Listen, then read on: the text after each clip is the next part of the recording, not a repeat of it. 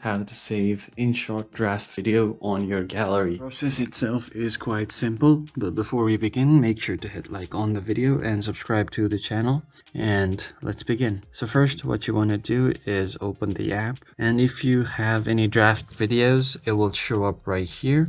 If you just tap on the videos, as you can see, I have 2 drafts. I can tap here to see my drafts. If I want to open any draft, so let's say if I open this draft right here, what I want to do to save is after you're done editing, what you can do is simply tap on this export button right here, and here you can save your video and you can choose your resolution as well. If you tap on resolution, as you can see, you can go up to 4K. You can change your frame rate as well, but I suggest you keep it at 30 FPS. You can change your format to GIF and all of these good stuff. So you just choose all of these and simply tap on export. Then your InShot video draft will be saved to your gallery. I hope this video is helpful to you. I'll see you guys on the next one. Thank you for watching.